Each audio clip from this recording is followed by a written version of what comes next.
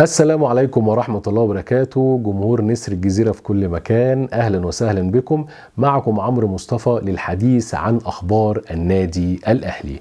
لو أول مرة بتتابعنا ما تنساش تدوس اشتراك في القناة وتفعل الجرس عشان يصلك كل جديد.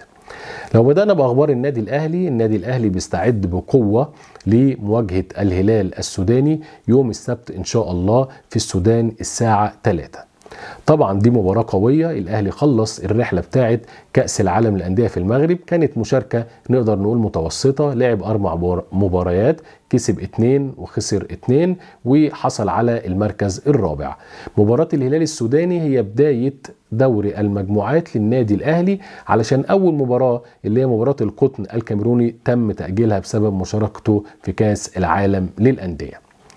لو رحنا الخبر تاني هنلاقي ان النادي الاهلي بينقل تدريباته من ملعب التتش، لسه ما استقرش على الملعب اللي يتدرب عليه، وتقريبا او الغالب هيكون في مدينة نصر، علشان بيحصل صيانة شاملة وكاملة لملعب التتش، لان مارسيل كولر اشتكى من الارضية في التدريبات، وايضا انها تقدر تسبب اصابات كتيرة للاعيبة النادي الاهلي، فتم اغلاق الملعب تماما لحين التجديد. خبر تاني النهاردة كان بيتلعب في الكرة الطايرة السوبر المصري اللي جمع بين الكبيرين الأهلي والزمالك، واستطاع الأهلي أن يفوز بنتيجة أشواط 3-0. مليون مبروك للنادي الأهلي، مليون مبروك لجماهيره ومجلس إدارته، واللاعبين أدوا مباراة قوية أمام نادي الزمالك وقدروا يفوزوا ب3 أشواط مقابل لا شيء.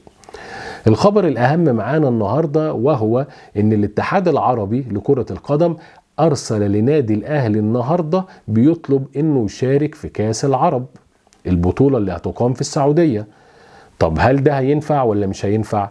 الأهلي هيشارك في دوري أبطال أفريقيا وفي السوبر ليج اللي هي البطولة اللي بتقام لأول مرة من كام فرقة؟ من 8 فرق، ودي عن طريق الاتحاد الدولي والاتحاد الأفريقي، وتم ترشيح النادي الأهلي من مصر.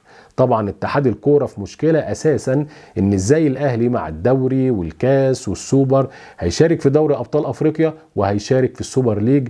يطلع الاتحاد العربي النهاردة بمفاجأة قوية انه بيدعو النادي الأهلي انه يشارك في البطولة، علشان احنا عارفين اسم النادي الأهلي براند قوي موجود بيكون ليه عامل كبير في نجاح البطولة تسويقيا وجماهيريا. طب هل الأهلي هيفكر في موضوع البطولة العربية ولا هو هيركز في دوري الأبطال والسوبر ليج؟ لا، هيفكر في موضوع البطولة العربية، لأن جوائز البطولة بتصل ل10 مليون دولار، يعني الجوائز أكتر بكتير من جوائز السوبر ليج ودوري أبطال أفريقيا. طب ايه اللي هيحصل؟ انه هيحصل اجتماع بين مجلس اداره النادي الاهلي وشركه الكوره علشان يختاروا بطولتين من ال3.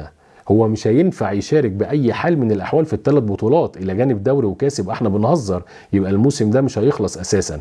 لكن هو عنده الموسم المحلي الدوري والكاس، وهيختار بطولتين من ال3 اللي هم دوري الابطال والسوبر ليج والبطوله العربيه.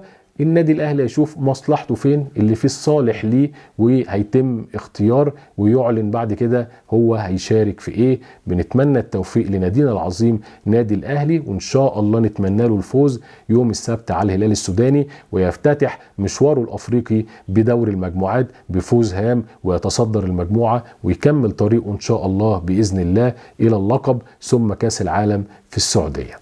في النهاية بحب أشكر حضراتكم. كان معكم عمرو مصطفى من قناة نسر الجزيرة. وفي النهاية أيضا ما تنساش تشترك في القناة وتفعل الجرس عشان يصلك كل فيديوهاتنا الجديدة. والسلام عليكم ورحمة الله وبركاته.